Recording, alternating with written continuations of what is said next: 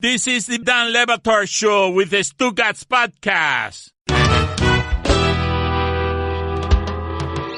We got the Double Dragon Power moving right now. Y'all are ready for this. You know where to find me on Twitter, at Clinton Yates. Never at me. Foxworth, what's up? What's happening, man? We got a lot of good stuff in the show today, I feel like. Lot. I'm feeling very good. I'm caffeinated. I'm up here. Whenever I do the show from Bristol, I feel like a little extra oomph. You know what I'm saying? Because people. Why? Is it like being in there and like in the heart of the beast, get fired up? There's a little of that. Yeah. There's more TVs too, so there's more stimulation. There's a lot going on. A lot around me. I got SportsCenter on one screen. I got baseball on another. I got preseason football replays. I watched the football game yesterday, Fox. I am shocked. I guess you were in Bristol last night. No, I was in New York. I took a train up this morning. I know. It's a whole thing. So hold on, Clinton. What? You were in the greatest city in the world and you watched preseason football? Number one, I don't think New York is the greatest city in the world. Number two, yes. You were in one of the greatest cities in the world. Yes, I did. What? That is so, like people who don't know Clinton Yates, who don't listen to our Sunday show, The Morning Roast, Clinton Yates, I wouldn't say tolerates football, but Mina and I go deep into football and Clinton is more here for that baseball life. Is that fair to say? That is absolutely correct. So when is the last time you watched a preseason game? I can't remember. What happened last night? What was going on? Was it, I was with K-Ray. I was with K-Ray. She wanted to watch the game. My man Daniel from NBC wanted to watch the game. We had a little squadron. Okay. So that's what it comes down to. The game. Yes. That is the answer to when men do just about anything that they don't really want to do. The answer is yes. A young lady has influenced them. It was fine. I don't mind football. Oh, okay. I watch football. I just don't like football as much as I like other things. But the point is, the reason I tuned into this, Fox, is because the Washington football team was practicing against the Jets all week. And there were a lot of pop-offs. Right. All week. Okay. We got to talk about it. That makes sense though, because now I know. Yeah. So we had this conversation yesterday where I was on with Randy Scott and we were talking about the Jalen Ramsey thing and how he's taking out all these quarterbacks. And I made the point that it's entertainment. And when he's talking trash, it makes the game more interesting. It makes you want to tune in. And that's essentially what happened to you in this situation is you kind of wanted to tune in because of all the extracurricular that took place before the game. As a former member of the Hands community, when there is a gathering of our people, I will at least tune in to take notes. Now that fight that happened on Tuesday, I mean, there were some serious blows being thrown. This wasn't your average scuffle got out of hand situation. Dudes were trying to hurt each other. In my personal opinion, it got into the crowd. Fans were fighting each other. It moved on to 2 days later when your man Terrell Pryor was getting yelled at by Swearinger talking about, we don't even respect you with a quarterback, which was weird, by the way. Like, is that really how the hierarchy goes in DB life, Fox? And also he caused the flinch. But yeah, I think that receivers are important, but it's almost impossible to cover any receiver if the quarterback is nice. So if you got a quarterback, all of a sudden you got a lot better as a receiver. So I mean, I understand where Swearinger's coming from on that one. Did you watch this game? I did not. I mean, I took in some of the clips, the important stuff. It seems like the big story coming out is, Teddy Bridgewater might be the best quarterback on the roster, but he might also be, traded or cut coming up here soon. That's my general takeaway. Did you have the same analysis? I watched Sam. Sam is a guy, in my opinion, this is not hot take analysis, but it's like, I think the case for many rookies who are, when he's good, he's good. But when he's bad, it looks real ugly. And that's sort of what I noticed. I mean, just needs more first team reps, in my opinion. It's not like the burgundy and gold are that good, but he seemed to be on point when he could get it there. It wasn't like, there was a decent strata of plays he made. I was entertained by him. I think he's a pretty good quarterback. Darnold, that is. Bridgewater, though, a little solid. He's been in the league for a while. Who would you start, Fox? Yeah, I'd start Darnold personally. Why? I think that we talked about this a bit when we talked about the Browns. The best thing that you can have in this league is a quarterback on a rookie deal, a competent quarterback, a starting level quarterback, and maybe even a Pro Bowl level quarterback on a rookie deal. And when you have somebody like Teddy Bridgewater, he's on a 1-year deal. If Teddy Bridgewater starts and balls out, then you're in this situation at the end of the season where you have to pay him starting quarterback money or you lose him. So I guess the argument for the other side is you start Teddy Bridgewater and wait until the team is not going well, and then you bring Sam in. But what if the team continues to play well? Then you're stuck at the end of the year with a quarterback, and I guess stuck is a bad word considering they haven't had a quarterback in a long time. But at the end of the year, you have a quarterback who is in line to get a starting level quarterback contract, and you have a rookie quarterback also who can't get on the field. I feel like that's a tough spot to be in. Todd Bowles looks like the deacon whose kid brother is the pastor at a black church. He's well never making it to the pulpit, but he's got to be at church every week. That's who Todd Bowles looks like. I got another question for you because it sounded like earlier you said, as a former member of the Hands community, when did you turn in your card? What happened? I thought you were still a member. I mean, once a member, always a member. Okay. The fade is free. Understand that. But there was a time when your boy was a little more active, as they say, in the community. Those days had to end. I had to start respecting myself a little more, respecting my family, respecting those around me, and not just getting up in it whenever it was time to go. That's what happened. I don't know that previous Clinton Yates, but this current Clinton Yates seems to have no problem getting up in it. Oh, I don't have any problem getting up in it. The question is whether or not I activate the hands. Okay, it escalates to hands. Got it. Right. And those days are over. I got too much to lose for that these days, Fox. Can you imagine your boy out in the streets on TMZ? I can't wait. That would be terrible. I'm sorry that I'm rooting for it, but a Clinton Yates fisticuffs TMZ video. I mean, you say you got too much to lose.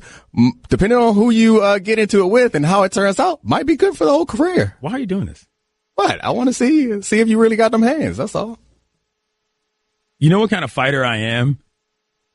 Not a clean one. Yeah, I knew that.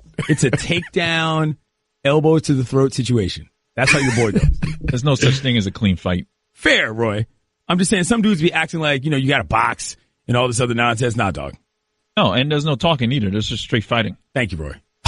Thank you. See, yeah, I am not deeply entrenched in the hands community because the pre-fight chest bump and trash talk is important to me. I got to do that. None of that. What about kicks? I draw the line at kicks. You can't kick in a street fight. I refuse to allow it. If one is on the ground, a kick is allowable. I consider that a stomp, but I mean, if you're standing up, you bringing a kick, jumping knee? No. Okay, just check. Just because I don't want to lose my balance on my feet. I don't have that kind of up down. You know what I'm saying? Like you lose leverage if you're going airborne and you don't actually know what you're doing. That's foolish. I wouldn't do that. I do not recommend that, kids, joining the hands community. How much do you think Todd Bowles puts in the plate at church, Fox? Nah, Todd Bowles he's taking a big wad, but he's only putting in a buck or two. When's the last time you went to church? What was the last holiday? I'm on Christmas and Easter. Like, my wife goes every single Sunday. I'm going to hit you up with Christmas and Easter. That's my thing. What else is there? Why don't you hit him up with Sports Center, and then we have to talk about a very important matter. Very important matter. Don Le Batard. Why do we still do this, honestly? Why do we still work with him? Why do we put ourselves in this position? Through. Why do we work with this person? Old. We should stop working with him. Yeah. We have offers. We need to find something. You have offers. I don't have offers. Stugotz. Oh, hey, Dan.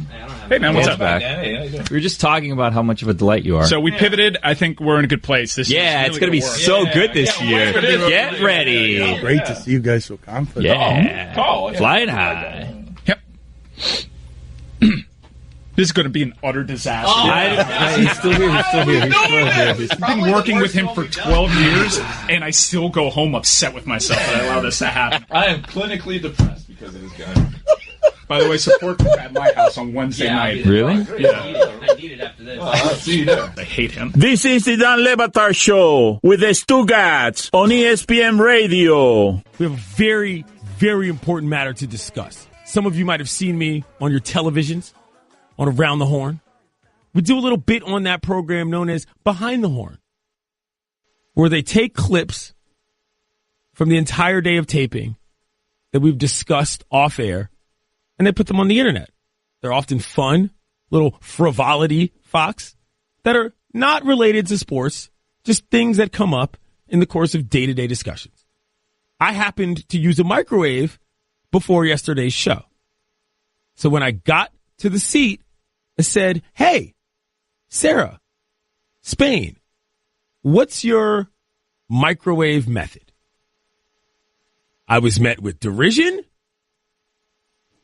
insults, laughter at me as if this topic was completely ridiculous, which, okay, if that's what you think, fine. But I'm sorry. I grew up in a household where I had to use my microwave a lot. And not just to make popcorn, not just to stick in things that already had instructions on them for how long you were supposed to heat them up. That leftover life is for real. You don't want to mess that up, Fox. Yeah, I like to consider myself pretty honest. I'll be pretty honest with you. If you come around with some nonsense, I'm like, that's a nonsense thing to bring up. Right. But I was surprised at how they treated you, because who does not have like constructs for the way that they behave around a microwave? Like, microwaves are our lives. We grew up with microwaves. They are the center. I don't care how rich you are or what part of society. There's no one who doesn't at least interact with a microwave at least once a week. Like, and for them to act like they don't have a go-to move, like, I know what I do. When I go to my microwave, there's a button at the bottom that says add a minute. Hit that. That's my starting point. I hit that. It starts immediately. Then I might add another minute if I need it, but that's my move. I go add a minute. Okay, so let's establish some ground rules here. Plate of food, a meat, a starch, a vegetable on it. What's your go-to? You're a 2-minute guy, Fox? No, so I got a full plate. I'm going to put the full plate in, and there is a reheat button. I hit the reheat button, and then I press start. And then I just do other things that I need to do, and I come back, open it, check on it, close it, and restart it if I need to. That's my move if there's a full plate. Okay.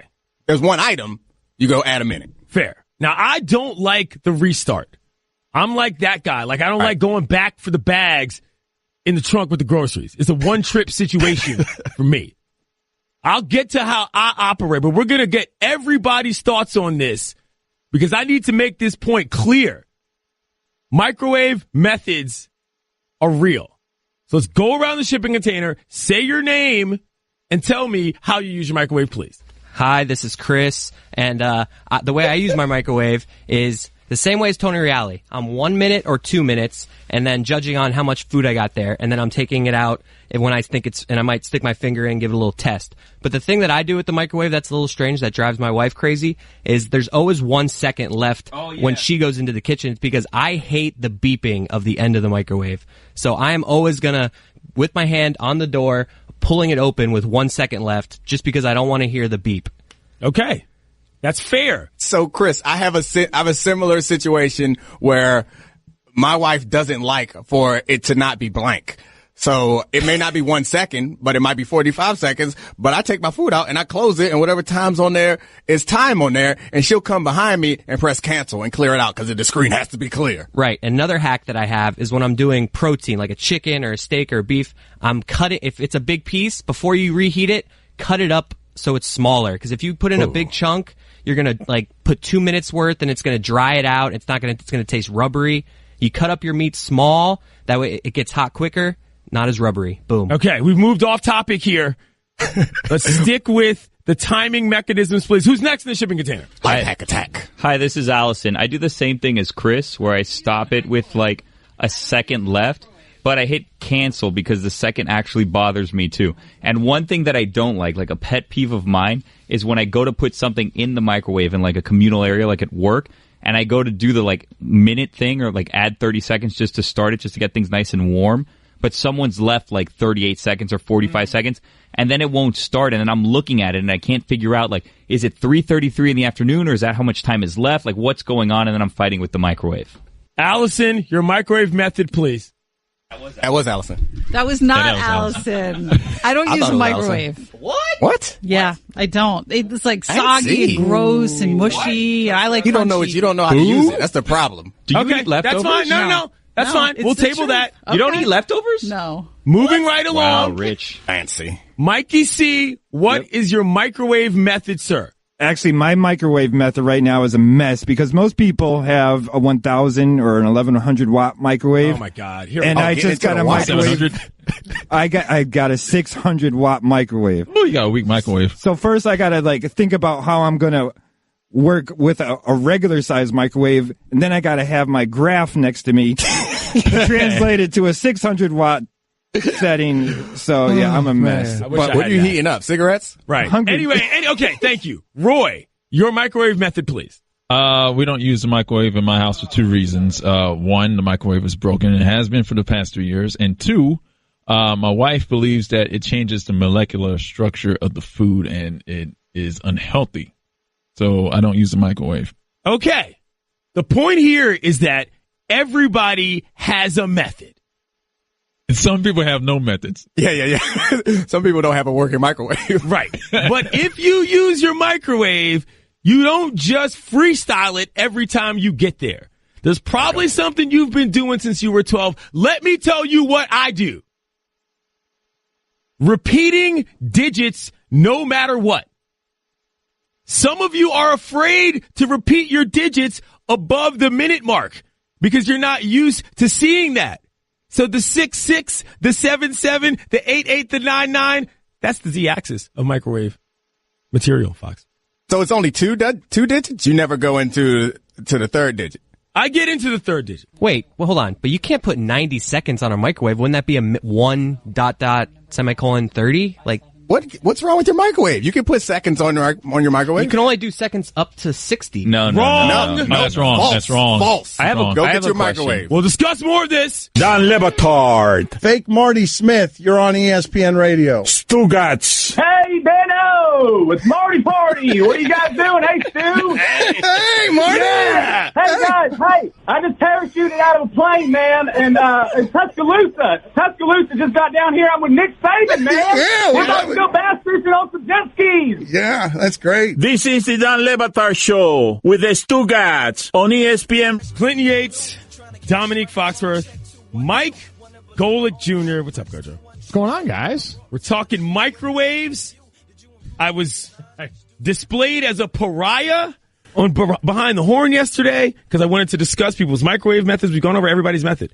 I'll tell you mine, Gojo. I am a repeating digit guy. Yeah, so I saw this clip yesterday on Behind the Horn, and you're right. You were ostracized pretty quickly in this.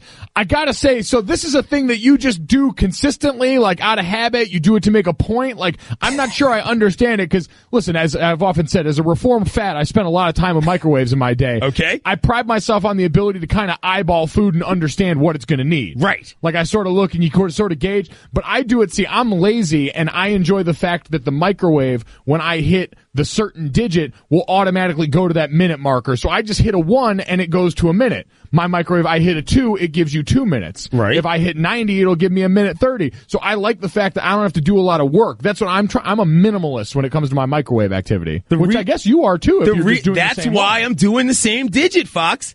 It Oh, yeah, I know. saves time.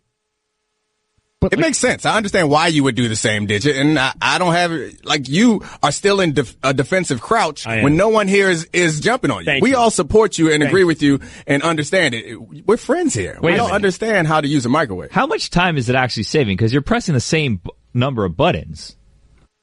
Not necessarily. Not if you're going for a minute 30. You have to press 130. If you're going No, but he minute does- 30, Yeah, I you guess press 9-9, 9-9 yeah. and you go ahead and get to a minute 39. Thank you. See, what I want you to be careful of here is I don't want you to be beholden to any one thing too much. Like when I think about it like this, my grooming habits, I like to floss. I feel like that's a good thing to do, but I got in this habit for a while where I had to floss every night, and I felt like if I didn't floss, I was doing something wrong, and I was like, I don't ever want any one thing to have that kind of power over I see me. what you're saying. So some nights I'll intentionally not floss just so I can go to bed. And I'm like, all right, I know I can do this. Just like sometimes maybe you mix it up and you go with an even bit. Like, you know what, maybe I'll just do a solid minute today instead of the 111. Just so you know, nothing has that kind of power over you. Perhaps. But to me, it's not like an OCD thing. It's just a habit. It's just easier for me, Fox. So Gojo, you got to floss every night, first of all. Rule number 1.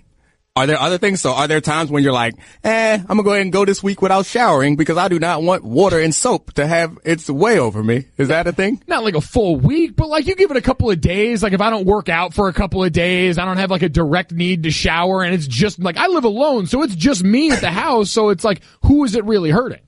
This is fair, Fox. You don't have to shower. Why bother?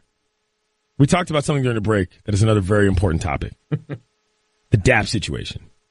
Gojo is known around Bristol as an excellent dapper.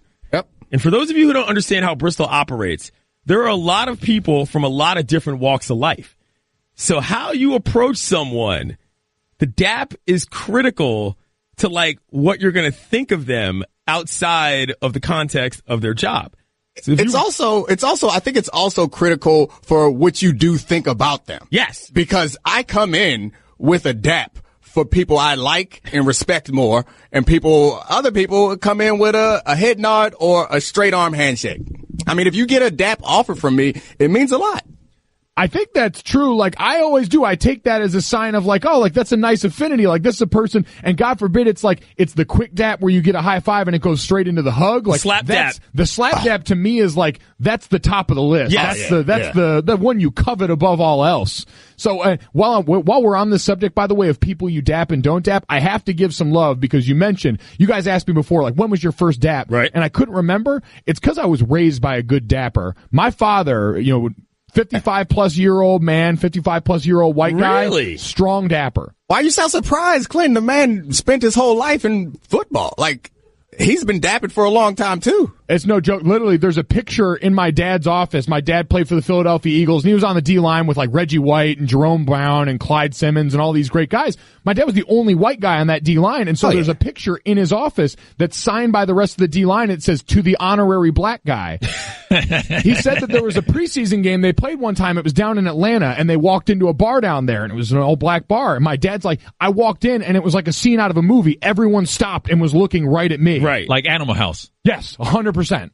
Animal House, Roy? You like Animal House? How old are you? I'm 34, but yes, I watched Animal House. It was a good movie. It's cultured. Of course he likes Animal All House. right, I'm going to give you guys one guess. There is someone at the company who, when I offer DAP, tries to forcibly convert my dap into a handshake. It's an on-air personality. We know exactly who this person is. Every time I offer this man a dap, and we've had a conversation where I'm like, nah, I'm giving you this dap because I like and respect you. And he's like, I'm giving you this handshake because I like and respect you. And we're at odds. Every time I see him, I come with a tilted elbow to suggest to him, what up, bruh? Good seeing you again. Dap. And he tries to wedge my arm back down to a handshake. One guess. All right. I want us to do this on the count of 3. I want everyone to say their guess on this one. All right, you ready? 1, 2, 3. Trey Will Wayne. It is the one and only Will Kane. So you guys are at like how serious is this? Roy, how did you not know that? I should have known. I mean, because it's like I've worked with him a lot, and our first interaction was just straight beef. We squashed that beef, and now we still only have like on-air beef. And since then, I've offered him DAP to suggest like, all right, I know where you stand, you know where I stand, I like you and I respect you. And then he tries to like muscle me back down to do a handshake, and no, I DAP him, bring him in for a hug, and send him on his way because that's how I feel about him. But he's always like, no, the handshake is more respect. No, it's not. Handshake is something you do for somebody you don't really know, you're just meeting, you don't care about. You love somebody, you give them a DAP. Fox, let me ask you this. Am I led to believe that football players are the best dappers in pro sports? Ooh. Is this what you're getting at here? Because you acted as if Golik's dad is just obviously a good dapper just because he was a football player. Yeah, I'm not sure I understand that. It's not even that football players are the best dappers. It's that if you are on a football team, you must dap. I remember like being recruited when I was like 16, 17 years old, and all the like old white coaches would come into my house, shake my dad's hand, try to give my mom a hug, and then present to me a tilted elbow to suggest DAP. And all of them would go for the hug. One time I had Coach Friedgen, who I ended up playing for at Maryland. He came in and tough DAP, Fridge. Yeah, he was not, he was at Georgia Tech beforehand, so he was experienced with the DAP, but he put his face to the wrong side. Ooh. So we had our faces on the same side, and we touched cheeks. And I was like, I don't know if I can play for this man. Oh, no. That's too I don't know if I can intimate, play for this man. It got really intimate. And I ended up signing with Maryland, so I guess it worked. I could say maybe there was something about that DAP intimacy that did appeal to you that you weren't even ready for. I thought it was a mistake, but apparently it was intentional. The slap DAP is definitely the top of the list, though. And there's nothing I like more than when you don't know if the slap DAP is going to happen, but halfway through you both break and you're like, you know what? Yeah. We're moving in for the hug. But it's the slap dap and the hug. It's not just the slap dap. The hug. The slap dap. Yeah. The hug is assumed there. And because you get a 2-hand hug. Right. Oh, yeah. And Domonique, you'll appreciate this because I always remember like the strongest DAP that existed on planet Earth was after those brief breaks you would get in college during the football calendar, like when you actually get to go home for a little bit of summer break. You've been apart for maybe 2.5, 3 weeks. You spend all your time with these guys, but that time away feels like an eternity. And so when you come back, it's all, hey man, how you doing? You looking good? You had a good summer? And it's immediately slap DAP into like the strongest hug known to man. Gojo, I just got chills, man. Right? I remember those slap daps. Those are some of the best daps in my life, bro. Really God. The strongest of daps. I feel like the shipping containers dap game is weak. What? Whoa! I was just feeling excited because whenever Domonique comes here, I get a little dap from him. So I'm feeling honored that he likes me. Oh yeah, everybody down there gets a dap. I respect and like all of you. The one thing I remember when I was in Denver, we would go do these community service things with the Boys and Girls Club, and there was some DAP that I was unfamiliar with. It was the slap to the fist pump, to the fist pound, which it was very awkward. Get that out of here. That's a big. That's a big Cali thing. It wasn't my teammates. My teammates knew the DAP, but it was the young men at the Boys and Girls Club. I say, what's up to them? They give me a clap, and I'm still trying to grasp for the thumb. They've already pulled out with the fist, and I'm like, no, bro, I'm not. That's not my DAP game. Also, the snap DAP was really popular back then too, which I got used to, where you would come out of the DAP and go to the snap. Snap DAP, yeah. But is that a Cali thing snap too? DAP guy. Really? Oh, really? Yes. Popularized also with a little, sort of cork on it in Fresh Prince of Bel-Air. Yeah. I wasn't down with that. Like, I tolerated the snap. And so is it disrespectful if someone comes out and snaps and you don't snap too? Because I did that plenty of times. Gojo, you got one more in you? We got to talk about Notre Dame. Oh, yeah, absolutely. Yeah, I think I got one more. Catch more of the Dan Le Batard Show with the Stugotz, 10 to 1 Eastern on ESPN Radio and ESPN News. Is your home an ADT home? Get ADT and help protect against break-ins, fire, and carbon monoxide. For a limited time, get ADT's lowest rate starting at just $28.99 a month from the most trusted name in home security. ADT is the first security company to help keep you safe at home and when you're on the go. Go to ADT.com/podcast to take advantage of ADT's lowest rate. With 36-month monitoring contract, early termination and installation fees apply. Excludes taxes and fees. Applies to traditional services only. Certain markets excluded. Licenses available at ADT.com. Every week during the baseball season, ESPN's premier baseball insider joins Dan and Stugotz to drop some hardball knowledge and take your calls. 2 + 2, I'm going to undress you. 3 and 3, you're going to undress me. 4 and 4, we're going to freak some more. Here is Dan Le Batard, Stugotz, and Tim Kurkjian on ESPN Radio. ESPN Radio is presented by Progressive Insurance, with insurance for cars, homes, boats, motorcycles, RVs, and commercial vehicles at 1-800-PROGRESSIVE and Progressive.com. Guests of the Stugotz Show appear via the Shell Pennzoil Performance Line. And now your SportsCenter update. Dodgers outfielder Yasiel Puig has been suspended 2 games for fighting and inciting a bench-clearing brawl versus the Giants. Marlins pitcher Jose Urena was suspended 6 games, an equivalent of 1 start, for intentionally hitting Ronald Acuna Jr. with a pitch. Hey, just a reminder, if doing your deck is on your to-do list this summer, put new Valspar stain on your shopping list. That way you can get all weather protection in more inspiring colors. Valspar Exterior Stain, only at Lowe's. For all the latest headlines and information, tune in to SportsCenter on ESPN Radio all throughout the day. Clint Yates, Domonique Foxworth, Tim Kurkjian. Tim, I know this is normally a frivolity-filled segment, but I'm a baseball guy, and I am incensed by what happened with the Marlins and the Braves. I can't deal with this stuff anymore, Tim. Donnie Baseball, it just seems like this is dying too slowly as a matter of course. Acuna's one of the best young players in the game. This is unacceptable to me, Tim. Well, it is to me, too, Clinton, and it's unacceptable to most people in the game. Look, I'm all for retaliating to protect a teammate. If somebody disrespects you, your team, I'm all for knocking them down.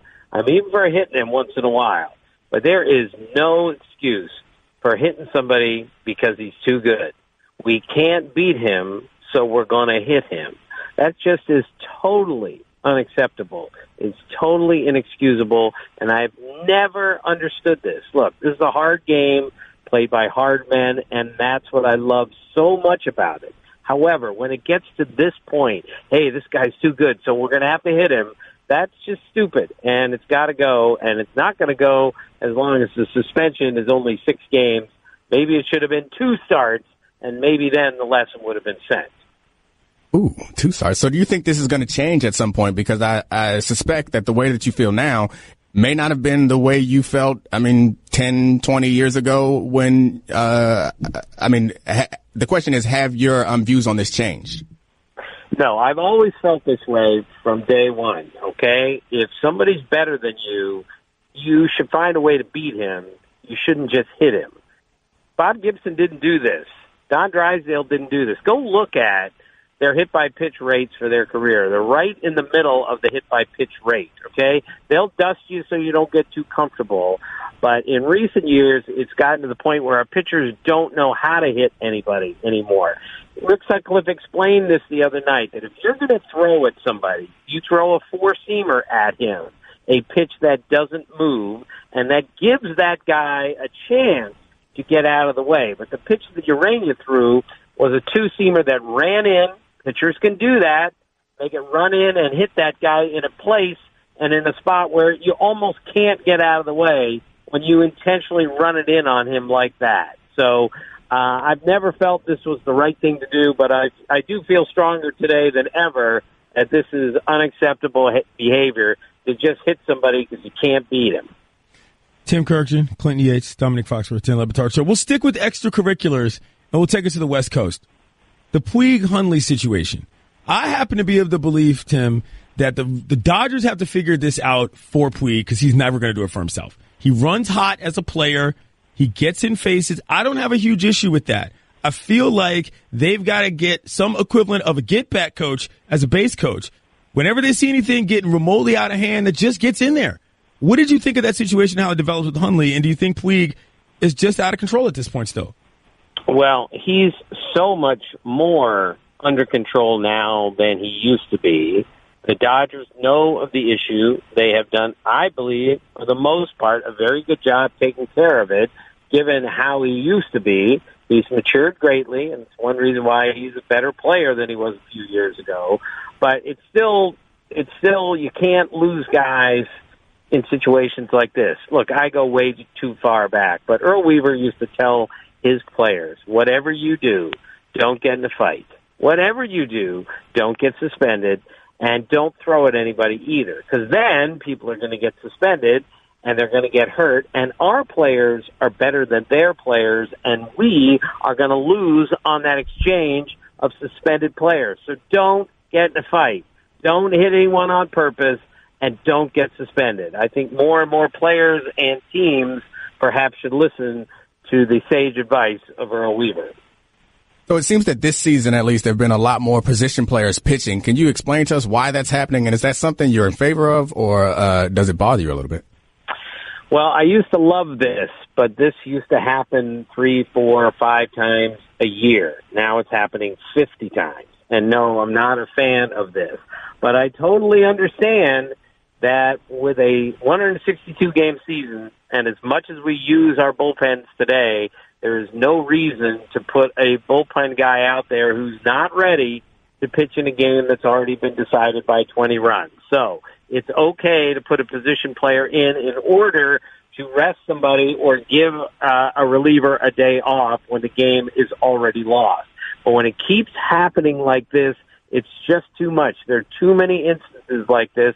There may not be a way around it other than perhaps to tell our starting pitchers, look, you're going longer. 5 innings, 100 pitches is not good enough anymore. But if we're going to make that change, we're going to have to start way, way before the major leagues. We're going to have to do that on the minor league level, and right now we're not doing that. Tim, do you think Domonique Foxworth could hit any pitcher in the Little League World Series? Well, he's a great athlete, but I don't know if he's a baseball player. Domonique, are you a baseball player? I don't think I can hit any pitcher in Little League World Series. I'm not a baseball player. Whoa! Did you just admit that you could not achieve an athletic feat, Domonique Foxworth? Put it on the poll. That's not really an athletic feat. Have you ever heard Domonique Foxworth admit he could not do something athletically? It's not an athletic feat. Like, I mean, if you want me to race those kids, I'll dust them. You want me to jump or you want me to fight one of them, put your dukes up. But hitting a baseball is more about hand-eye coordination than it is about, like, pure athleticism, Clinton Yates. Am I wrong, Tim? No, you're absolutely right. Baseball, to me at least, is the ultimate skill sport, and that is more of a skill than it is an athletic feat. But it takes, for the most part, pretty darn good athleticism to do that. And if Domonique hasn't swung a bat in anger since he was 11, he is not getting a hit. He is not putting the ball in play against some of those hard-throwing kids at the Little League World Series. Let's not forget, they are right on top of you from that shorter distance. To be clear, neither is Clinton. Put that on the poll. Can Clinton hit one of those guys? No. Last question, Tim. What's your favorite story out of Williamsport this year? Well, I haven't been yet, but my favorite story forever there was I interviewed a kid named Terrence who was, I think, 5'11", 190, and hit a ball like over the hill in left field at Williamsport a few years ago. He's a big, strong kid and a great kid. So I just casually asked him, like, when was he last my size? Because at the time I was like 5'5", 145 pounds. He looked right at me and said, I don't know, second or third grade, something like that. So I thought, since that's all I'm going to Williamsport for is for scale and context, this kid put it in pretty good context. He was my size in the second grade. He's Tim Kurkjian, ESPN MLB Insider. Thank you, Tim. See you guys. See ya. He said you had no skills, Fox. That's fine. You want me to fight with? I'm not going to fight with a fellow Terp. My man Tim Kurkjian, also one who has done a commencement speech at the University of Maryland. I mean, we're brothers, so you're not going to turn us against each other. You got no skills. Oh, you can't hit one of those kids. Good one, bro. You can't hit one of them. You got no skills. Let's get you a flight out there right now so we can see what you can do. I could hit a Little League pitcher. Nah, you're going to get Cade. Cade? Whoa! Cade.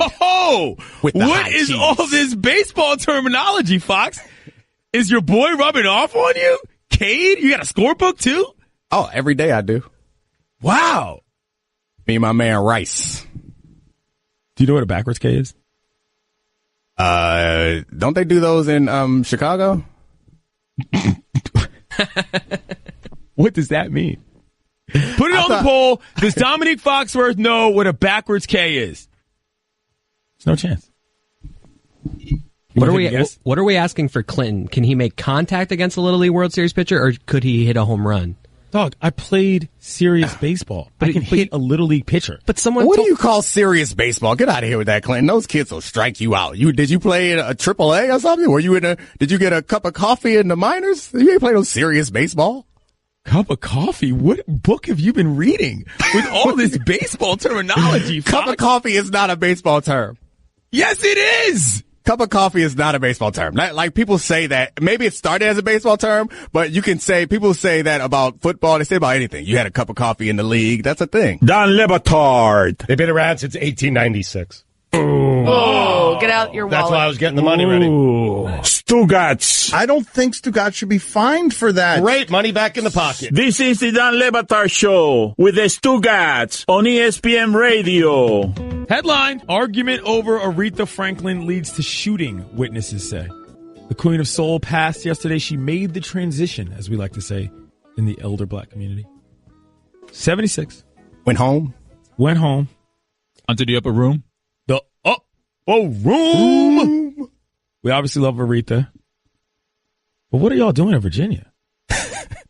Yeah, Yeah, I don't love Aretha. So apparently, I skimmed this article. So anyone, Chris likes to come in and show off that he actually reads all the articles. So if I get any facts wrong, big Chris, go ahead and come in. But from what I understand, the argument was about whether Halle Berry was going to play Aretha Franklin in a movie or not, right? Is that fair, Chris? You nailed it. Your thoughts on that, Fox? I mean, I'm pro Halle Berry. But obviously, it would take a bit of body transformation in some way or another for her to play Aretha Franklin. At least, I mean, ain't no way in the world Halle Berry should ever be getting close to playing Aretha. Why not? Because she can't sing. So she has to actually sing it. You want somebody? So who do you think? Who are you thinking then? I don't know. Jill Scott, like J. Hud. This is already in the works. Oh, yeah, that's obvious. That's an obvious one right there. This is a layup, as you would say. I feel stupid. My bad. How are you coming to blows, never mind gunshots, over this? I don't believe this story, Fox. You think it's made up? I think the beef was actually simmering on a different level, microwaved, if you will, previously, and it happened to come to a head over this situation. You don't shoot nobody over no daggone Halle Berry argument. That's crazy. Well, I mean, it's an Aretha Franklin argument.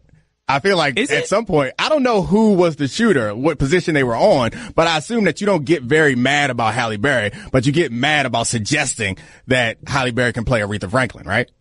Well, Maybe. Hold on, because Halle Berry played Dorothy Dandridge in introducing Dorothy Dandridge for the HBO movie, so maybe she has a little bit of singing talent.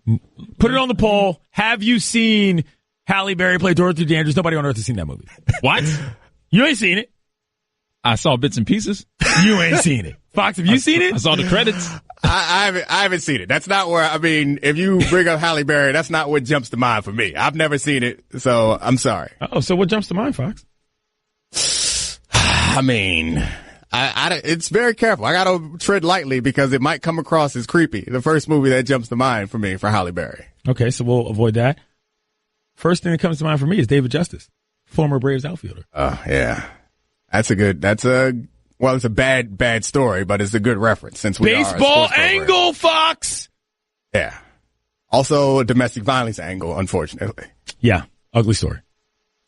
Why is Tevin Campbell trending on Twitter, Domonique? I think it's Aretha related also. I've been trying to get to the bottom of this, but I think that I see Tevin Campbell trending, and anytime you see a celebrity trending, your immediate thought is, are they still alive? And it appears Tevin Campbell is still alive, but it's been suggested maybe that he's going to sing at Aretha's funeral, and some people are appalled by this, and more people seem to be on pro Tevin's side because Tevin, good voice. He can sing. Tevin Campbell was the first dude that as like a young man made me feel extremely insecure about myself.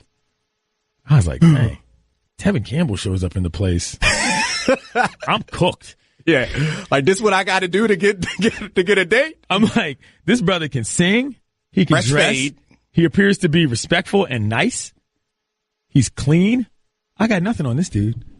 He's clean. I like that being clean is a hurdle. You remember when he sang to Ashley on Fresh Prince for her birthday, I think? That's when I felt the insecurity the most. So you were an Ashley fan and you saw Tevin show up and you was like, nope. Can't do it. I wonder what Tevin Campbell looks like these days. You think he still got it? Yeah, Tevin Campbell ain't let himself go. I don't know. I'm doubting Tevin Campbell's been keeping up his appearances waiting for his moment, and this might be his moment. If he kills it at, I guess that's a bad word. If he blows us out of the water at Aretha's funeral, I think Tevin thinks he's got another album coming out. What is Tevin Campbell's best song? I think it's Can We Talk? Yeah, I mean, that's what? It's a classic. That's not even a question. Okay. Well, I mean, what will be the runner-up? I don't know. There's that another song, his name I can't remember, and I'm Googling it right now. Yeah, Tevin, can we talk? Man, I got a great voice. I need to scrap this radio business. I'm really upset about the Aretha situation. I don't think that people understand how vicious Aretha was. Let me make a side point here. Aretha Franklin is the American that many folks of other cultures and other countries said, she's the best singer in the world. She's the American. You go overseas, people know Aretha. She was American music to a whole lot of folks Plain and simple. And that ain't easy to do, especially not when you're a solo artist, Fox.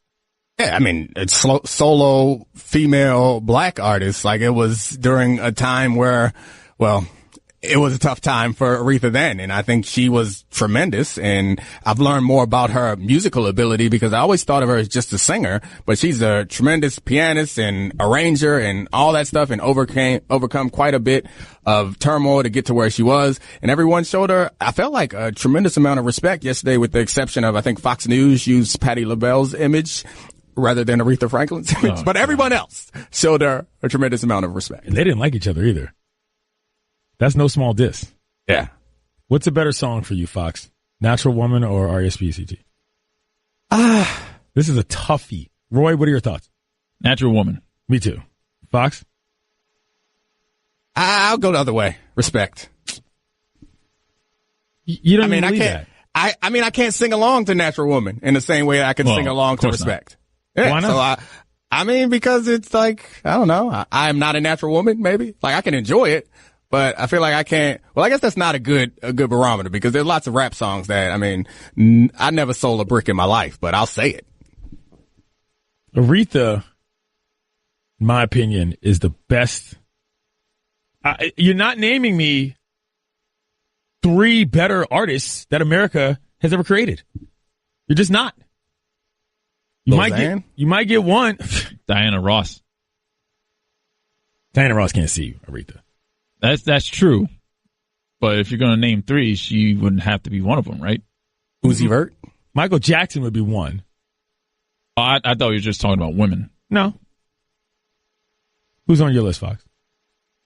Xan, Vert. Lil Xan? Young Thug. Lil Pump? Yeah, Pump, yeah. You like that Lil Pump? Yeah, it's all that's bumping in my car right now. Can't name one Lil Pump song. If Lil Pump walked into this studio right now, would you know who he was? Yeah. Pump is the one with the like pink dreads, right? Put it on the poll. I would recognize. I mean, first of all, I would know that he was a rapper immediately, because I know that he has like face tats and pink dreads. Do you know who Lil Pump is? Yes or no? Dan Le Batard. I don't know anything. Stugotz. I don't remember what I was going to talk about. So in those instances, what I have is a default that just makes fun of Stugotz. You're welcome. This is the Dan Le Batard Show with the Stugotz on ESPN Radio. It's August, Fox. I turned on television the other day and I saw a college basketball game. Yeah, I was not as shocked until you then made the right assessment. We don't even got college football on yet. What's going on? Money? Did I miss something? I guess they're allowed to play an international situation. I don't want college basketball in August. I barely want college football in August.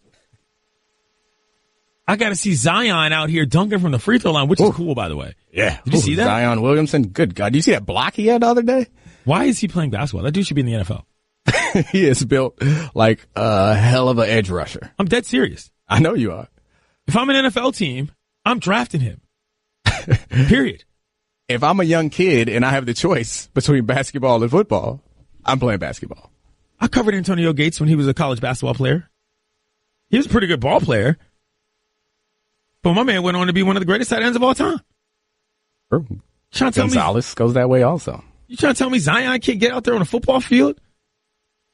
Start sacking quarterbacks? I guess the argument is, can he play in the NBA? If you can play in the NBA, as Charlie Ward showed us many years ago, you go with the NBA rather than go with the NFL if you have those choices. I guess you're saying that he may not have that choice because, Clinton, you would have to agree. I'm saying I'd rather see this dude play football than play basketball. I would not rather that for him. Maybe for my own enjoyment, but for any player. Put it on the poll. Should Zion Williamson play football? Hell no. He's huge. He is huge. He does look out of place when you see him in the basketball game. You're like, what is that football player doing out there? He's got dribbling that around? like fat boy jumper. Takes a long while to get it up. Not exactly smooth. Fun basketball player. Yeah, he's explosive. But I feel like this guy should be a football player. You heard the latest about LeVar Ball? What's LeVar up to now? You know, he's got this baller league or whatever. Oh, yeah, where yeah. all the teams are named ballers of some sort. And it's supposed to be sort of a third option for kids coming out of college. Now, apparently, he's icing out players, not paying them their money. Oh. This is not good for LeVar. This is terrible. Ending very badly. I wanted this to end well, Fox. Yeah, LeVar Ball was somebody that a lot of us were championing, and he is embarrassing himself and us, unfortunately, because he tried to go about things a different route, which maybe you have to be a little out of control or a little wild to do that, and maybe the next person who comes along or the next player who comes along will be able to follow in his footsteps and do things a little bit better, but he hasn't had a win in a long time. When do we think he destroys the Lakers season? Which month of the year? I don't think he does. Like, I don't think he's capable of it. Well, I mean, talking trash about LeBron is the only third rail you would hope that he does not step on. And my guess is that his son, his respect and love for his son will stop him from doing something like that. Why are you lying to me? I'm looking right at your face. You don't believe I that. believe it. No, you don't. I do. He knows that his son is on thin ice in part because of him. He doesn't want his son to be run out of LA. All he wants is his son to be on the Lakers, be on a championship Laker team. This is the best chance. These next 4 years is going to be his son's, most likely, his son's best chance to be cemented as a Lakers champion. He's not going to mess that up for him. LeVar, listen to me. Find a way to align yourself with Kobe and blow it up from the inside. This is what I need for the Lakers season, Fox. A full interior collapse of drama in Lakerland. What about Kobe Bryant that you know about Kobe Bryant his whole life makes you think that he wants to be anywhere near LeVar Ball? I didn't say that it's going to work. I'm saying if you're LeVar Ball, you get out there and you just start touting the excellence of Kobe and creating a massive smokescreen. You align yourself with the Kobe stands at it for the purposes of creating chaos because you don't like how Lonzo's being treated. Lonzo is not being treated poorly. They're mistreating him, Fox. I heard he's having to microwave people's popcorn. Well, if it's LeBron's, then he should. I heard he's out here washing cars for LeBron and his side dudes. Well, the side dudes is too far, but I mean, LeBron. It's fair. I heard he's making in and out runs just for the team. Well, I mean, as long as he gets the Kings' order right, I'm comfortable with all of that. They're mistreating Lonzo in L.A., Fox. I heard it was Kobe's idea, too.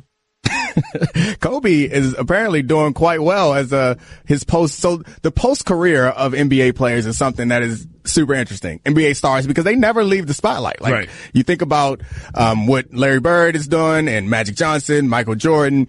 Kobe's already won an Oscar, and now his investment in, what was it, Body Armor, the drink company. He had a $6 million investment, is now worth $200 million. So Kobe, I don't know that he needs any of this other stuff. He is pulling the second career act as the Renaissance man who wins awards for film and invests in up and coming companies. Like, Kobe is doing pretty good for himself. He does not need this LeVar Ball smoke. You said that with some level of respect, as if you think Kobe intentionally thought that this was going to go big.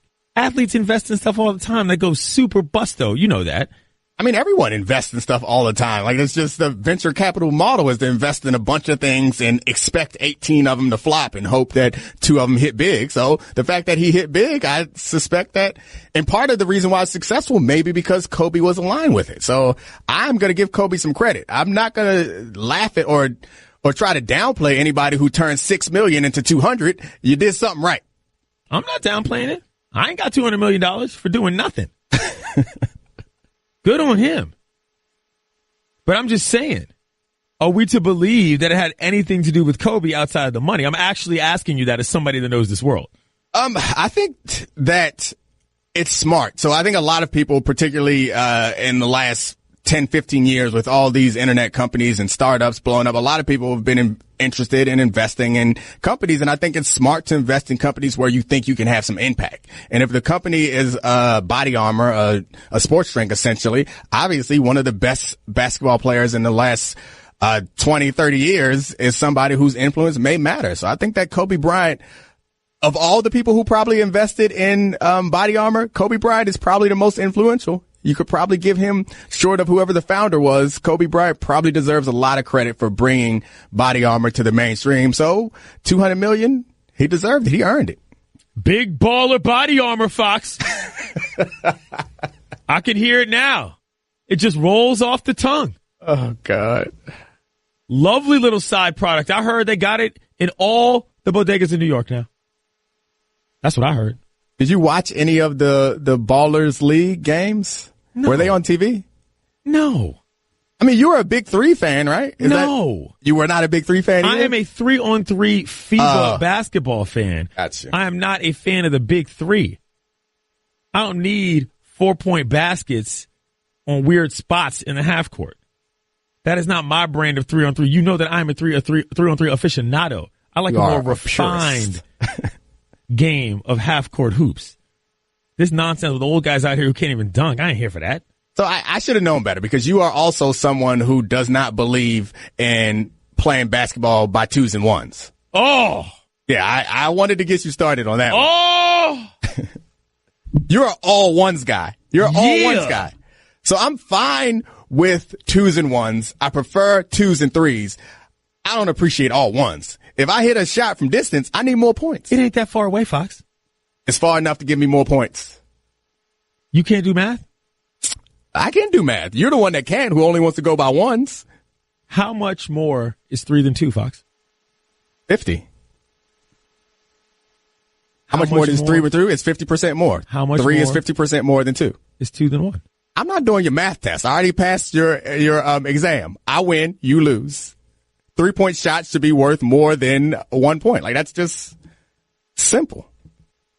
It's not that hard to hit a 3 on the high school level. Excuses. A word from Valspar. Summer's winding down, guys. Have you stained your deck yet? If the answer is no, then get on over to Lowe's. They've got Valspar one-coat exterior stain and buy one, get one half off savings. But this sale runs now through August 19th only, so it's time to get off the deck and stain it. It couldn't be easier. With Valspar one-coat stain, this buy one, get one half off deal won't last forever, so don't miss out. Hurry on over to your favorite Lowe's store now through August 19th, the Dan Le Batard Show on ESPN Radio. Catch more of the Dan Le Batard Show with the Stugotz, 10 to 1 Eastern on ESPN Radio and ESPN News. Hey guys, take notes. School is starting up and it's time for the Sport Clips Haircuts Head of the Class giveaway. You could win awesome prizes like a Razor Blade laptop, mouse, keyboard, and more. Just in time for classes, homework, and the fun in between. Did you get all that? Register for your chance to win at sportclips.com/back-to-school and go straight to the head of the class with an MVP experience. So check it online today. Sport Clips, it's your hair's year. No purchase necessary. 50 USDC age 18 plus. Ends 8/24/18. Clint Yates, Domonique Foxworth. I'm in Bristol. He's in D.C. And when I'm in Bristol, since I have a lot of friends, because I'm a very popular person, Domonique Foxworth. That's funny. I just bring him in. Bring him in. Jeremy Schaap's here with us. It's an honor, sir. It is an honor to be here with you. I need to describe what's happening here. The level of discomfort. It's horrible. You give me like a defective headphone. Is dealing with right now. I can't. It's like broken. Are we on TV? Can anyone see how I'm struggling with this? Or is this just radio? I literally opened the door and just screamed, "Hey, Schaap, get in here!" And like a Pavlovian dog, like one of Pavlov's dogs, somebody said you could be on the air, and I said, "Oh, these work." Okay. And now he's here. We got a Pavlov reference during the break. We had a Luddite reference. Okay. Schaap is all over the place with the references. Can't even get his headsets going. Got the headset on. Are you ready to do radio, Jeremy Schaap? I am ready. Domonique Foxworth, can we continue with what we were talking about the last segment? What was it? So the question was, who has been nicknamed by John Gruden as the NFL's White Tiger? Wow. Any guesses? I mean, you are the White Tiger of ESPN. That's what I was going to say. Yeah. Put it on the poll. Wow. Is White Tiger a good nickname for Jeremy Schaap? Now, Fox, I have a question for you. Is White Tiger related to this player's style of play, or what he looks like, or some emanation of his personality? What do we? I don't know where this comes from. I'm not sure if you deserve clues, but I'm going to give you one. Okay. I think based on John Gruden's explanation, it's more about personality and behavior. So it has nothing to do with albinoism. As far as we know. I don't believe so. Because usually when you're talking about white tigers, it's actually they're albino tigers, right? Yeah. Not just Siberian tigers. I'm so glad we brought Schaap in. I don't believe it has anything to do with that. And to be clear, he is not the first player that John Gruden has nicknamed the White Tiger. So he's the second White Tiger. Recent thing. So there was a White Tiger in the initial John Gruden NFL coaching tenure. Yep, John Gruden seems to have a thing for White Tigers. Okay, and who is the guy? One last clue: is the White Tiger a white man? That's a big clue right there. I mean, he would have to be, right? False, Schaap. You're false. You're wrong. I'm wrong. Not necessarily. The White Tiger, neither White Tiger, the original White Tiger, nor the current White Tiger were white men. I'm going to say the White Tiger is Ryan Kerrigan. Schaap, you got a guess? No, I have no guess. So when he's talking about, I'm still trying to define the terms. So when he's saying white tiger, he just means a very rare talent, an exceptional, unusual talent. I'm guessing Fox. This is Fox's account. Oh, okay. Kind of, I guess. Who is the White Tiger? Martavis Bryant. Why is he the White Tiger? I don't even understand this.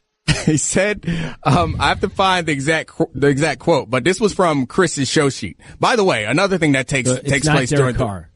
Nope, it is not. Another thing that takes place during the break is Roy sends out a show sheet, which is just a bunch of links and summaries of articles, and Chris sends out a show sheet also, and we have dueling show sheets. So during the break, show sheets. Yeah, it's always, and when we get to a story, each guy seems to take a little credit, like, yeah, that was from my show sheet. But this is from Chris's show sheet. So I don't know if Chris is still in the shipping container. So Schaap, are you impressed with someone would want to take credit for? I'm just curious. I'm not being a smartass. I'm just. Well, I mean, you are, obviously. Okay. We love Jeremy. You can be both. Thank Jeremy, you. how familiar are you with the Le Batard universe?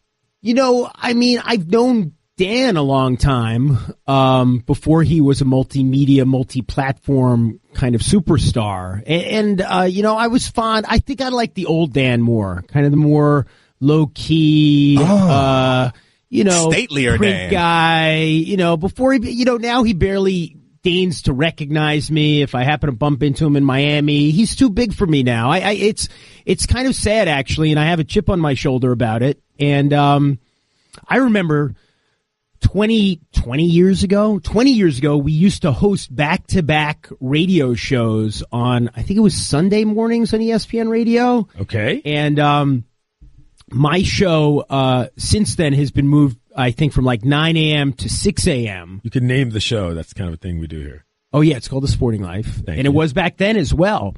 And it used to be on at like 9 a.m., and now it's like 6 a.m. It's kind of hard to find. It's barely on. And Dan, you know, now has like 25 shows on in very desirable time slots. So he's kind of just left me in his wake. Put it on the poll. Is Jeremy Schaap jealous of Dan Le Batard? Of course. Who wouldn't be jealous of Dan Le Batard? Here's the John Gruden quote. I used to go to Busch Gardens in Tampa. We called former wide receiver Joey Galloway the White Tiger in Tampa. You go to Busch Gardens. That rings a bell. You go to Busch Gardens and they've got a White Tiger.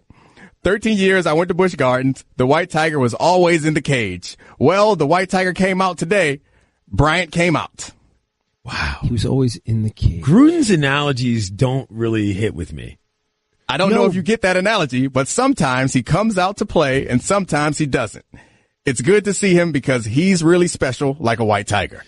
Wait, so when he's saying White Tigers, he's saying somebody who's in the cage and has not come out of it and demonstrated all of their fierceness on the field, or he's saying someone who is capable of such things, someone who occasionally does it? What is he saying? The way that I interpret this is that Martavis isn't practicing enough. And it's like, you come out, you don't know if you're going to get the White Tiger. And so you show up to Busch Gardens and there's probably a big cage, and sometimes the white tiger comes out, and sometimes the white tiger hangs out back in the cave or something. In this his is a enclosure. backhanded diss. That's what I get. Yeah. It's like saying he's special, but he's kind of temperamental. However, if you're going to make such a point, right, and you're going to be an NFL head coach and paid, what does he get, like $25 million a year or something to coach the Raiders? I mean, shouldn't clarity of communication be paramount? That's a good point. And if we're sitting here trying to interpret what he means, then it seems to me that John Gruden, with all due respect,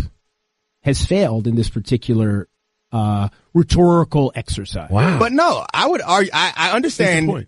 If I was on Gruden's side, though, I would argue that this is a delicate situation, and you would like to hint to your player that you don't appreciate this without embarrassing him. So that's why he called him White Tiger, because people can interpret this as like, oh, he's a rare special talent, but also he's kind of moody.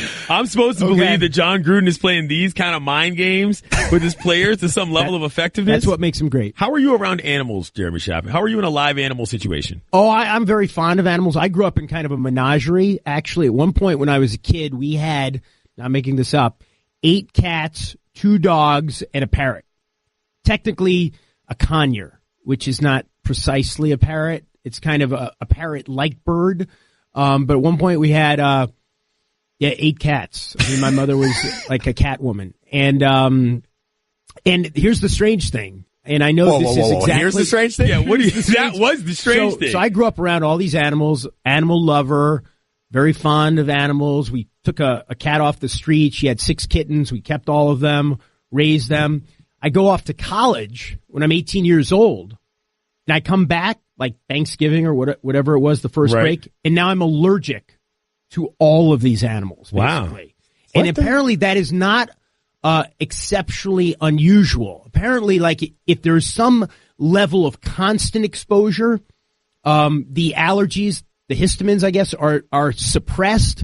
But if you go away and there's no exposure whatsoever, and then you're hit with all of these animals, or one of them, or however many, you come back, then the allergy kind of presents itself in a way that it hasn't previously.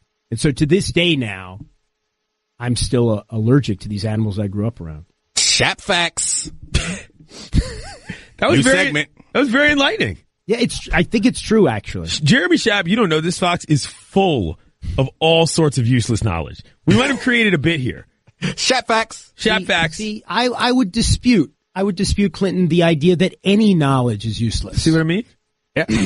Jeremy, what would we start the show with, Clinton? How about you talk to Jeremy about his map knowledge? Okay. Because you dropped some useless knowledge on us earlier. Very quickly. I'm not looking at anything. Are you familiar with the concept of projections in maps being different? You mean like a Mercator projection? Thank you. Boom! Thank you. I mean, everybody knows Greenland's bigger than South America on a Mercator projection. My man. Schaap facts. You can tune in and check us out on OTL today, 1 p.m. on ESPN Radio. Excuse me, on ESPN.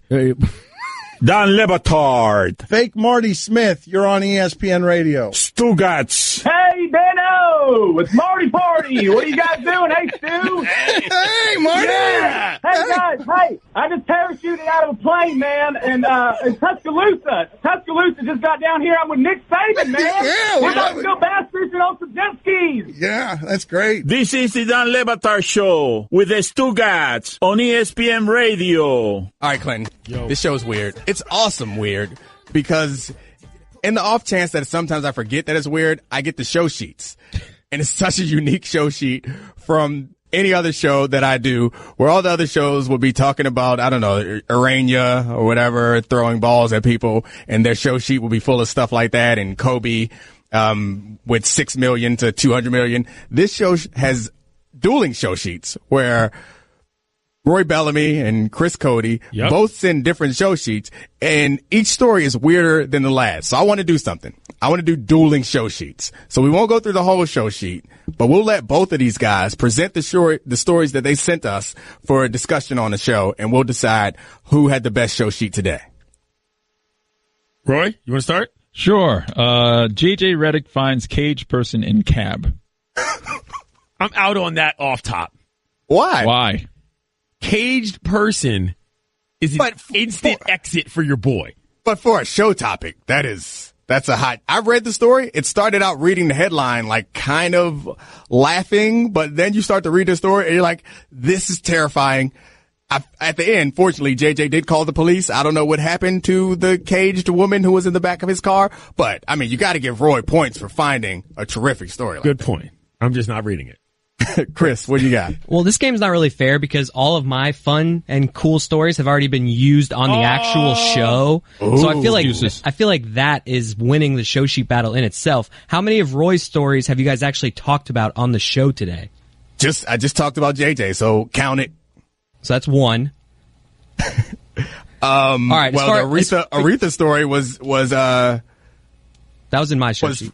No, that was in my show sheet. Well, see, Roy does this thing. I send Roy my show sheet, and he'll still put because I sent mine ahead of Roy's. Mine was sent last night, and Roy will still duplicate. So this is like stories. a hockey game where the home team gets the last change situation, and you are utilizing your advantage in the chain of command to use usurp what you got, man. his show sheet. Is that what's happening, Roy? No, that's not what's happening. Okay.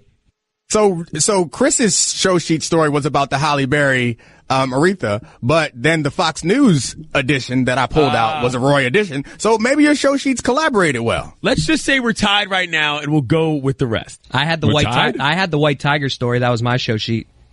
Ooh, that's a good one. We're not tied. Chris is in the lead. What you got, Roy? In-N-Out Burger sends pun-filled cease and desist order to In-N-Out Stout beer. I feel like I need the pun-filled thingamajig. I didn't even read go ahead that and one. find it and read it. Well, I got to do all the work. Because it's in the show sheet. You're supposed to read these things so you can talk about it on air. Also, how many of Roy's stories are sent from Allison? That's the real question. Wow. None of these stories were sent from Allison. No. Mm-hmm. You took credit for Allison's story yesterday, if I remember correctly. I don't know if I did or not. That's a regular yes, occurrence. It's Allison's story. That's a regular occurrence. Like Dan will be like, the show sheet was great today, and then Allison will be like, yeah, I sent him that. So we got a show sheet ringer? Maybe. What's your next story, Chris? My next one, this one's just interesting. It's not that wacky. It's just interesting to me. Bill Barnwell, best 53-man roster within the salary cap. Have you guys seen this story? All the way out. It is loaded, this roster. Yeah, I read that story yesterday, actually. It's interesting because he put some weird kind of restrictions on himself where you have to pick somebody from like every draft and you got to have somebody from every team. So you don't end up with a completely loaded a team. You end up with guys whose names you may not know and guys whose ratings, and they use Madden ratings, which is also interesting. Because Madden is apparently the end-all, be-all for how good a player is. So I enjoy that. But the starters, though, are loaded. Like, you're right, the bottom of the roster is filled in with just random dudes, but the starters, whew. Roy? I'm sorry, go ahead, Roy. My third story is 8,000 baseball fans recreate food fight scene from Animal House. 2 Animal House references That's today. 2 Animal House references. Let me tell you something, Domonique. Yeah, but the first one wasn't in the show sheet. I respect that. That's good because it is a sports show. So he tied sports in with a wacky story. It's high degree of difficulty. But I'll tell you this. I'll say this about Animal House. Animal House, Caddyshack, Slapshot, out on all of them. These movies are old. They're not funny to me at all whatsoever. That's not a knock on your story. I'm just letting you know where I stand because people consider those classics. Not funny, Fox. It's a knock on Roy's story. I'm with you, Quinn. Here's another one from the Roy show sheet. Man sentenced to 148 years in prison for forcing motel couples to have sex at gunpoint. I got one crazier than that. No, you don't. Gronk is actually good with money. I saw that. And Gronk got a diamond-studded chain. I don't know who's winning the show sheet battle right now. Because there's a number of stories versus a quality of stories element here. Whereas I feel like because more of Chris's stories have made the show in earnest, where the quality of Roy's stories are better. Does that make sense, Fox? And makes Roy, me a winner. And Roy always does the show sheet, by the way. I'm the one coming in here. I'm not even a full-time show sheet guy. Yeah. So I'm just coming in here and I'm who's saying? I'm beating Oh, you got Billy Gill on your side? I'm beating Roy at his own game. This would be like if Roy put up the podcast better than I did. It's like, no, that's my thing, the podcast. Roy's the show sheet guy and I'm coming in here. I probably did put the podcast and I'm up beating better him. than you did. I don't know. Sometimes the podcast is a little late. I got to be honest with you. Yeah, you got to get that in on time. That's on days like today where I'm actually talking at this time in the show when I should be putting it up. Yeah. We can put it into that real quick. Yeah, we could. Free tuition for all NYU medical students. A $55,000 per year surprise. That was mine. What? That was mine. I guess we both have it. It's on the Roy show sheet. I am so crediting annoyed Roy. with how little Roy looks in my show sheet. I sent mine at like 9:30 last night. I looked at yours last night. Art Browse visits Houston. Oh, you said the name. Thank you. That is the best story of the day. Winner. What is Art Browse doing there, Fox? Let us know. I don't know how Art Browse got out of hell. Like they stoking embers, perhaps. They got a parole situation down there. Is he for hell to take folks to the basement? So he's on a recruiting visit. He's up here just visiting people. Like, yo, let me tell you, it's not as bad as they say. They got new unis in hell. Yeah. Don Lebatard. I have a child. Stugotz. Farts smell worse when you need to make a poopy. This is the Don Lebatard Show with the Stugotz on ESPN Radio. This is my last segment of the program. Aw. Alas, I'm going to do another program on television known as Outside the Lines, Friday 4. So you can tune into that on your TV sets. So that's where my day is going. And after that, Domonique, I'm getting on a plane to go to North Carolina. Raise up. Take your shirt off.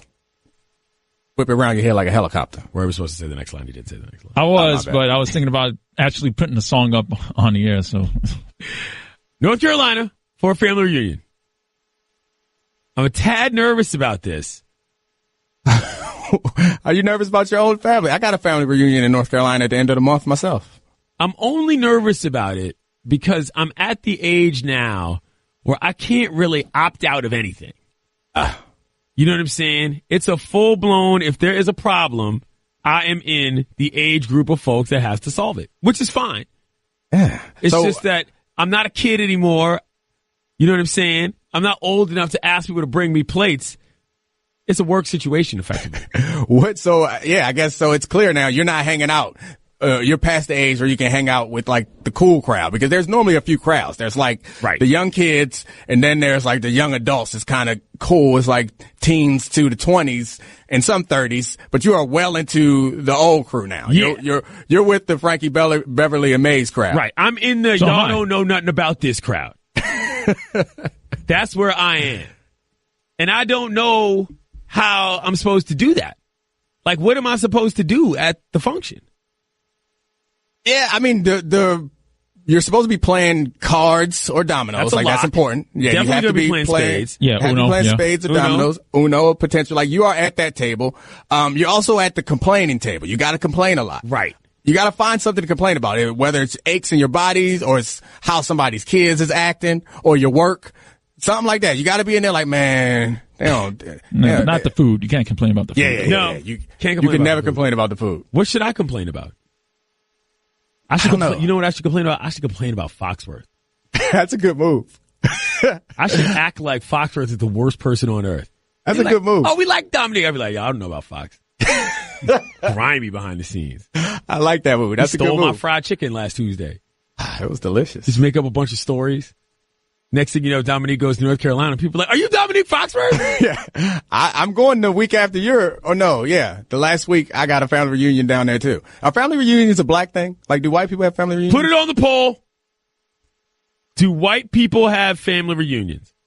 We can put it on the poll, but I mean, we got some white people around. We can ask them. Why? That's fair. Put it on the poll. That's a joke. Chris, Mikey, do you guys have family reunions? I have not had a family reunion, but I don't have a huge family, so that could be an issue. Like I said, I had one that I could remember, and that was the only one. So now I think it's a black thing. So, Smokes, when you had a family reunion, did Before I Let You Go by Frankie and Beverly and Mays play at all. Whoa, whoa! What was that? Yeah, you didn't have family reunion. No, you didn't have family reunion. You had a gathering. Because it's not a family reunion unless whoa, whoa is heard at least once. Thank you. No, the accordions came out, but that was about it. Accordions? Yeah. My concern, though, is this, Fox. I want to usher in a new era of music at these family reunions. Yeah. Like, as much as I respect Frankie Beverly and Maze, that can't be the bulk of the playlist. But I don't really... Yes, it can. Yes, it absolutely can. Okay. You don't know what you're talking about. To be you guys fair, have DJs at these, or who runs the playlist? This is the whole point. Yeah. I'm in control. Yeah. I'm in a control position age where if I so chose, I could probably commandeer this. But I don't know that I want that responsibility. And so I'm torn. I mean, the aux chord is important, and it's normally the age group that you're in now. Like the ones who are too old, like the 60 and plus, they are not in control of the aux chord. No. The ones that are younger are not. It's normally the 30-somethings that control the aux chord because they control just about everything at the family reunion. So it's a lot of pressure. We're man down, too. We're playing short. Because the person who normally controls this is not there. He's an actual professional musician. And he's not going to be there. So what do you want to introduce? I want to introduce a trap element to the family reunion. What about the old people? You think they listen to trap music? They about to. Oh, boy. So do you go edit it or you go... I don't know. Yeah. This is my concern. I feel like you got to go edit it with the kids. I'm thinking of sliding on the, y'all can't understand the words anyway, so we're good.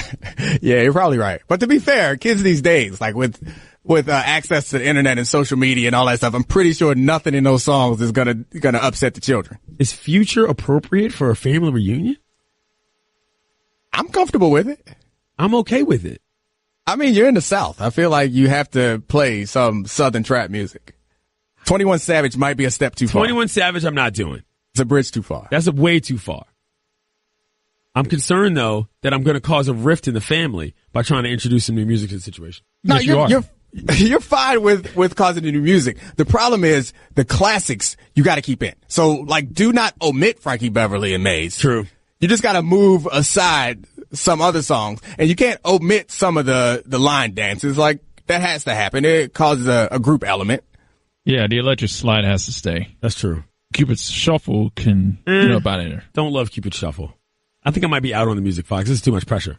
I'm crumbling under the pressure. But I feel like if you don't say anything and you just drop one of them in, you're a champ. Everyone's going to celebrate you. All the younger people, all the people in your age group and below will be like, finally. You know what we're going to do, though? And this I'm actually really excited about. I'm going to force my family to tell stories about their lives, like the elders. And I'm going to record them. Oh, that is awesome. You like that idea? Yeah. So everyone's going to tell, or it's just like the older? We'll have a mic set up.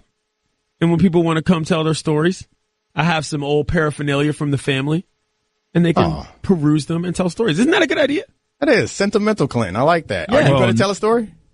Will I tell a story? Yeah. No. And if you have a black version of Allison in your family, that's probably not going to go over well anyway. Allison doesn't talk. That's a good point. But that's why I have the materials. I'm very much looking forward to this family reunion, though, because I'm very excited about all my uncles and cousins calling me Hollywood. Oh, yeah, that's guaranteed. Big time. Yeah. Or superstar. Yeah, and you are out of the young blood category. I'm way out of the young blood No one category. will call you young blood anymore. Nobody. Because I'm too old. I got two younger siblings. Are you old enough to now call people young blood? Because you... are you not quite at young blood status yet? I don't think... First of all, I'm not the kind of guy that says young blood. I feel like at a family reunion, someone has to be, if no one else there is saying, what's happening, young blood? How you been? If I had your hand, I hand mine in. Like, these are things that must be said from an older black man to the younger black man at a family reunion. If it doesn't happen, not a family reunion. I'm just trying to be like you, my boy. Yeah, exactly. A whole bunch of cousins. Yeah. A cuz? A lot of cousins. Put it on the poll. Is Clinton Yates old enough to call anybody young blood? I'm trying to help you out here, Fox. I got to go soon. Oh, yeah. We got to run down these poll things. We got to put as much stuff on the poll as possible because I'm doing the last segment solo, and we need some content. How do you feel about that? I feel great. Should be good. I mean, to be fair, you are one of the most hated co-hosts in Le Batard show history. Thank so you. I feel like a lot of listeners are looking forward to this final segment. You should be. It's going to be clean. There's not going to be anybody yelling. You can turn your radios up. But in the meantime, I'm still here. Domonique, Foxworth, what are you doing this weekend? Tell me quickly before I leave. I don't know. Fatherhood, parent stuff, that sort of stuff. That sounded exciting. I mean, it's every weekend, man. Like it's a thing. You become a father, then you look forward to Mondays more than you do Fridays. Ain't that the truth? I'm gonna go outside the lines. 1:00, ESPN, Fox. I'll see you later, brother. Whoa, whoa! You can listen to the Dan Le Batard Show with the Stugotz 10 to 1 Eastern on ESPN Radio, and you can watch on ESPN News.